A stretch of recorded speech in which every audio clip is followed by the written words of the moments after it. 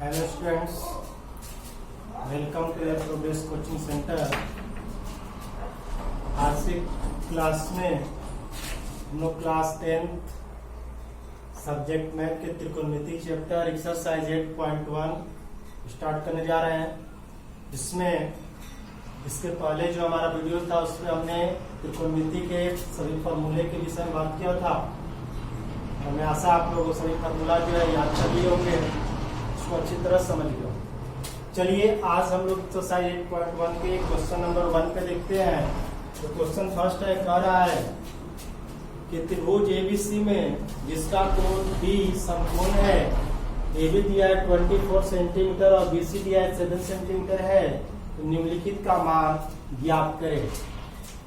पहला इसमें सवाल है कि साइन ए और कॉस ए का वैल्यू निकालें, और दूसरा है साइन सी और कॉस सी का वैल्यू। तो इसमें हम लोग देखते हैं, इसके लिए एक फिगर बनाएंगे जो क्या कर रहा है, कोण बी समकोण है। हमने एक राइट एंगल ट्रायंगल बना लिया है। इसमें कोण बी, मान लिया कोण बी है 90 डिग्री, ए है बी और सी। एक राइट एंगल हमने बना लिया जिसमें कर है कोण बी समकोण। इसमें और दिया क्या हमको, गिवन पार्ट है कि ए बी दिया है 24 सेंटीमीटर, ए बी है 24 सेंटीमीटर और बी सी जो है वो 7 सेंटीमीटर है। तो हमको निकालना क्या होगा, इसके लिए पहले हमको इसका एसी निकालना होगा, यानी कि कर्ण निकालना होगा। तो कर्ण जो है कैसे निकालेंगे, तो हमें पाइथागोरस प्रमेय पता है। पाइथागोरस प्रमेय से हम लोग निकालेंगे कर्ण। तो कर्ण बराबर सूत्र होता है अंडर रूट लंब स्क्वायर प्लस आधार स्क्वायर। कर्ण बराबर लंब स्क्वायर प्लस आधार स्क्वायर अंडर रूट में। तो इसमें कर्ण क्या है, एसी है, और इसमें लंब जो है एबी है, यानी कि एबी का स्क्वायर, और आधार है बीसी, बीसी का स्क्वायर अंडर रूट एबी कितना है 24 का स्क्वायर और बीसी है 7 का स्क्वायर। तो 24 का स्क्वायर क्या हो जाएगा, तो 24 का स्क्वायर मतलब 24 इंटू 24, इसमें मल्टीप्लाई कर लेंगे।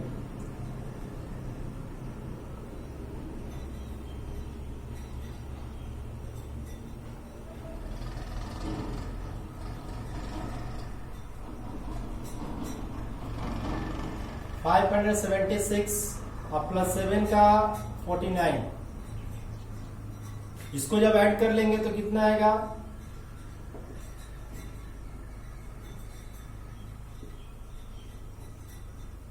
$625 और इतना का वर्गमूल होता है 25, अर्थात हमको एसी आ गया 25 सेंटीमीटर। ये क्लियर है। जब यहां तक हमारा एसी आ गया, इस तरह के सवाल में हम तीनों का वैल्यू निकाल लेंगे। यदि दो का वैल्यू को पता है तो एक तीसरे का वैल्यू निकाल लेंगे, ये पाइथागोरस प्रमेय से। उसके बाद जो है, अब हम इसमें देखते हैं हमको क्या कह रहा है, साइन ए और कॉस ए का वैल्यू पूछ रहा है। तो हम चलते हैं क्वेश्चन नंबर 1 के अनुसार। 1 क्या कहा है, साइन ए। अब यहाँ ध्यान दीजिए, जो फॉर्मूला का जो सूत्र था उसमें मैंने बताया था कि किसी भी एंगल दिया हो, ए दिया हो, सी दिया हो, बी दिया हो, तो उससे हम लंब और कर्ण और आधार को कैसे देखते हैं, जिसमें मैंने बताया था। देखिए यहाँ पे साइन ए कोण यहाँ पे है, यहां से देखेंगे तो इसमें क्या होगा, हमने बताया था कि इस कोण के सामने वाला भुजा क्या होगा, लंब होगा, और कर्ण तो हमेशा है कि 90 के सामने होगा। जब लंब पता हो गया, कर्ण पता हो गया, तो ये ऑटोमेटिक क्या होगा, आधार होगा, बेस होगा। इस तरह से हमको साइन ए बराबर, अब बताइए साइन थीटा बराबर, सूत्र क्या था, साइन बराबर था लंबाई कर्ण।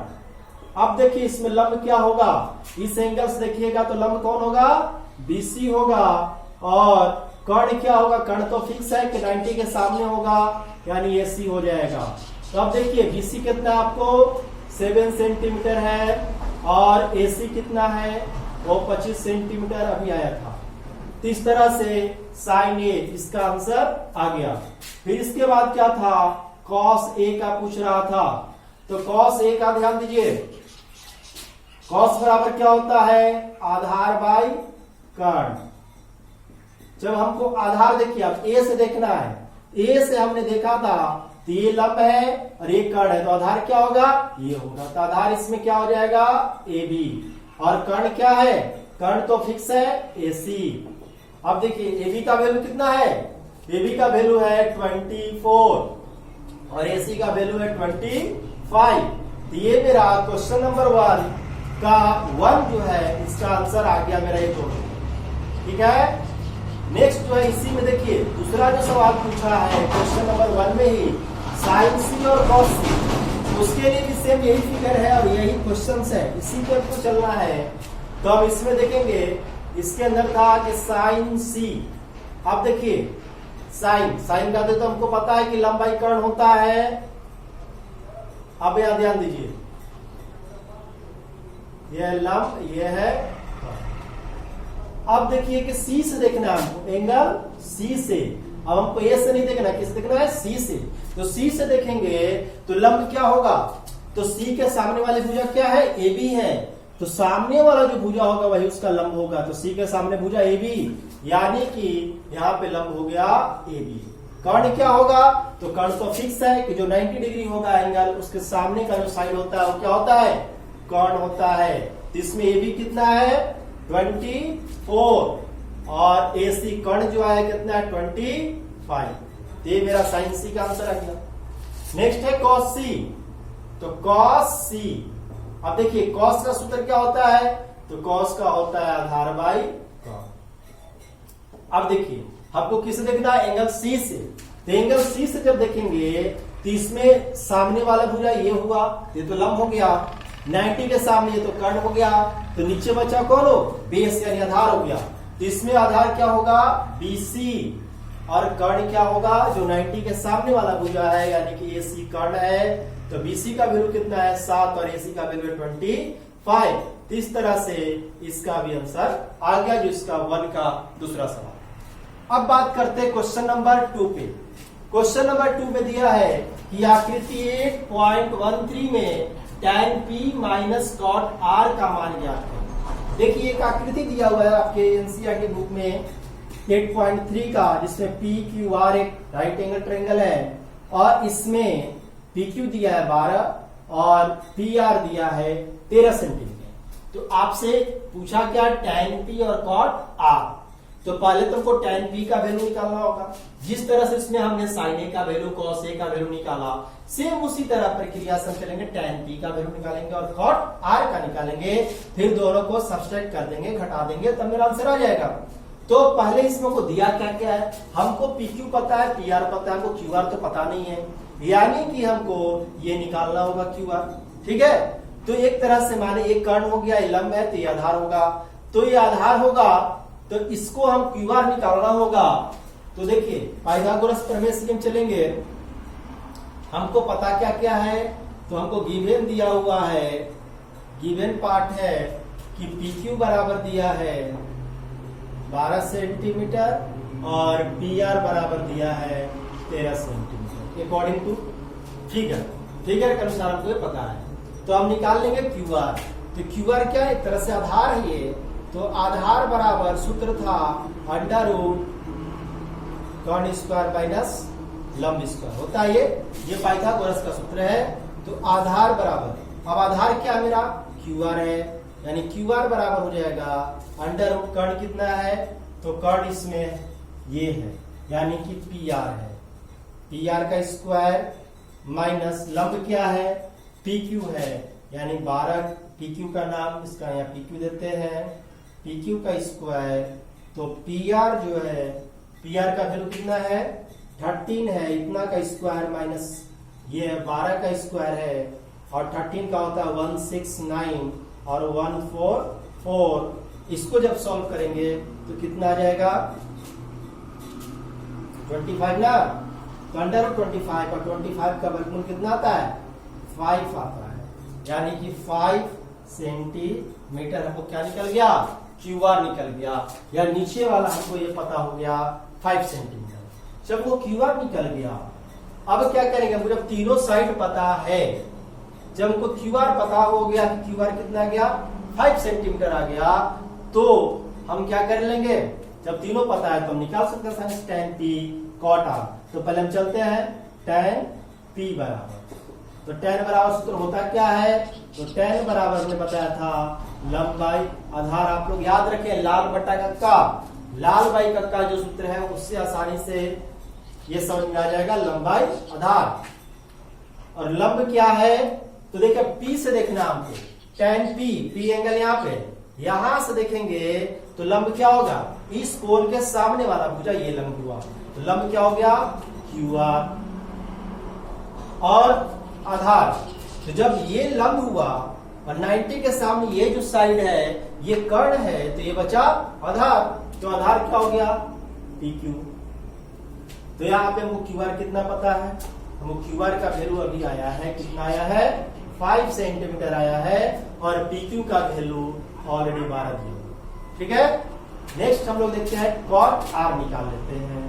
तो cot r बराबर, तो cot बराबर सूत्र क्या होता है, तो सेम tan का अपोजिट होता है, तो tan का होता है लंब बाई आधार, तो cot का होता है आधार बाई लंब। अब देखिए cot r हमको एंगल r से देखना है, r से देखेंगे तो इसके सामने वाला भुजा ये हो गया लंब, ये जब लंब है 90 के सामने ये हो गया कर्ण, तो बच गया क्या आधार ये हो गया, तो आधार हो गया क्यू आर, तो आधार हो गया यहाँ पे क्यू आर। ये चीज आप लोग क्लियर समझ गए तो फिर कोई दिक्कत नहीं त्रिकोणमिति में। उसके बाद जो लंब देखिए कैसे होगा, तो हमने देखा आर से देखना है, किसे देखना है cot r, आर से देखेंगे तो लंब कौन है मेरा PQ, क्योंकि आर के सामने वाला जो भुजा होता है वो लंब यहाँ हो जाएगा, यानी PQ हो गया लंब। अब सबका वैल्यू रखते हैं, क्यू आर का वैल्यू मेरा कितना है, तो क्यू आर का वैल्यू हमारा आया 5 आया है, और PQ का वैल्यू कितना है, तो PQ का वैल्यू।